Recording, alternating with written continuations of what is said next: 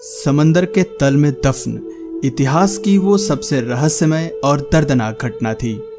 करीब 80 मंजिल की इमारत जितना बड़ा वो जहाज टूटकर तकरीबन 4 किलोमीटर के दायरे में फैल गया।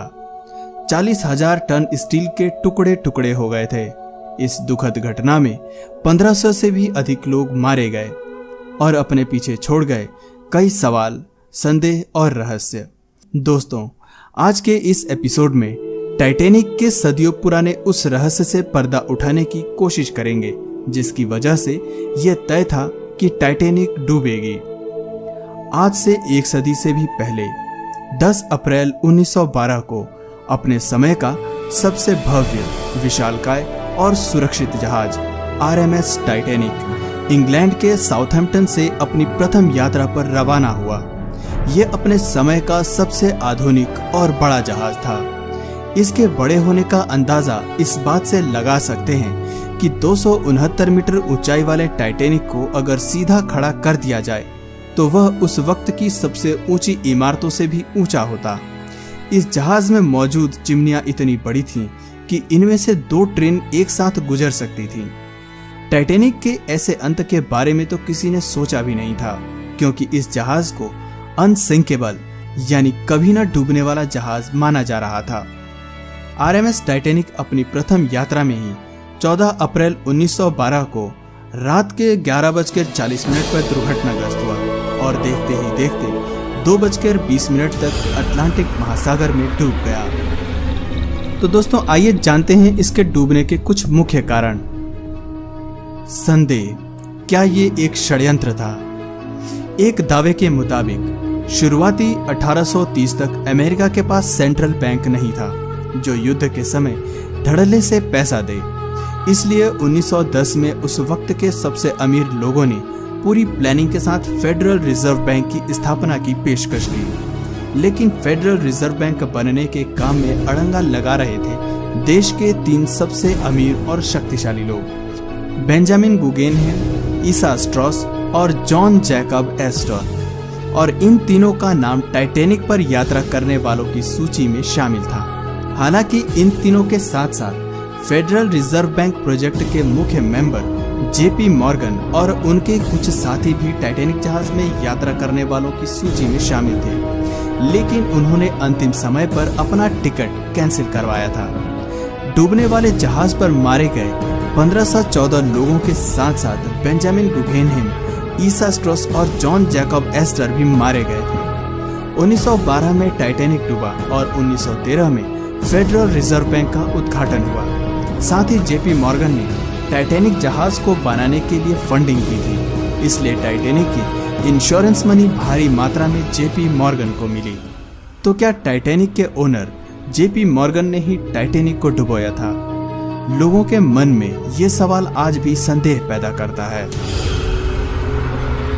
रहस्य, क्या टाइटैनिक का डूबना पहले ही तय था? मॉर्गन रॉबर्टसन नामक एक लेखक ने अपनी कल्पना के आधार पर सन 1898 में एक उपन्यास लिखा जिसका नाम था फ्यूटिलिटी और रेक ऑफ द टाइटन। इस उपन्यास में मॉर्गन रॉबर्टसन ने टाइटन नाम के जहाज के ऊपर कहानी लिखी। उन्होंने टाइटन के बारे में लिखा था कि वो कभी न डूबने वाला जहाज था जो इंसानों द्वारा उस वक्त का सबसे आधुनिक और बड़ा पानी का जहाज था। नॉवेल में टाइटन की पहली यात्रा इंग्लैंड के साउथहैम्पटन नाम की जगह से हुई थी, जो आगे चलकर नॉर्थ अटलांटिक महासागर में आइसबर्ग से टकरा जाता है।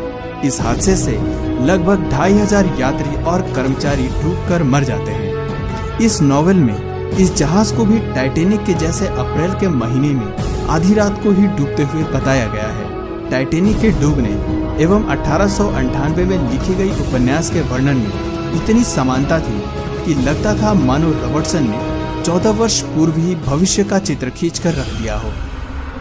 किताब के काल्पनिक जहाज टाइटन की तरह वास्तविक टाइटैनिक शिप भी अप्रैल के महीने में उत्तरी अटलांटिक महासागर में यात्रा कर रहा था।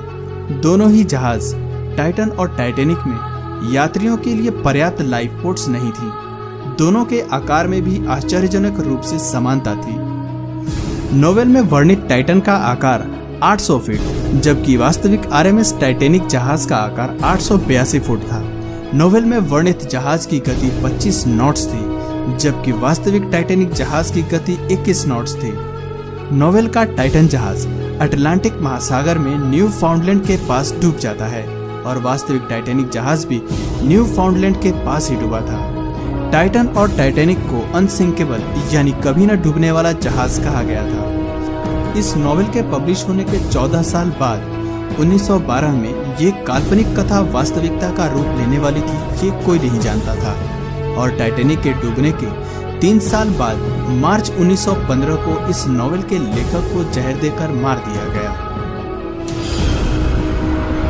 सवाल, क्या ये चालक दल की बड़ी लापरवाही थी? अभी तक यह माना जाता रहा है कि टाइटैनिक समुद्र की सतह के नीचे बने एक आइसबर्ग से टकराकर डूब गया था, लेकिन जानकारों की माने तो टाइटैनिक के एक कोयले के स्टोर में आग लग गई थी, जो 3 हफ्तों तक आग लगी रही और किसी ने भी इस पर ध्यान नहीं दिया। इसी आग के कारण जहाज का कुछ हिस्सा क्षतिग्रस्त हो गया था। आग को फैलने से रोकने के लिए कोयले को आग की भट्टी में डाला गया, जिससे जहाज की स्पीड कंट्रोल से बाहर हो गई थी और इस दौरान टाइटैनिक आइसबर्ग से जा टकराया और ये कमजोर हिस्सा टाइटैनिक के डूबने का मुख्य कारण बना। यह बात तब सामने आई जब आयरिश पत्रकार और लेखक सेनन मोलोने ने जहाज के मुख्य इलेक्ट्रिकल इंजीनियर्स द्वारा ली गई तस्वीरों का अध्ययन किया। इन तस्वीरों को गौर से देखा गया तो कई राज खुलकर सामने आए। मलोने का कहना है कि उन्होंने इन तस्वीरों में जहाज के पतवार के दाहिनी ओर 30 फुट लंबे काले निशान देखे।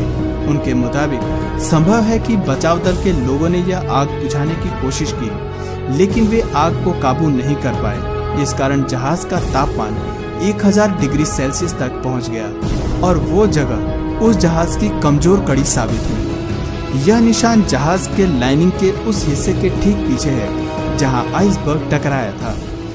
टाइटैनिक बनाने वाली कंपनी के अध्यक्ष जे ब्रूस ने जहाज पर सवार अधिकारियों को निर्देश दिया था कि इस आग के बारे में यात्रियों को कुछ न बताएं, क्योंकि उन्हें यकीन था कि इस क्षति के बाद भी टाइटैनिक अपनी मंजिल तक जरूर पहुंच जाएगा।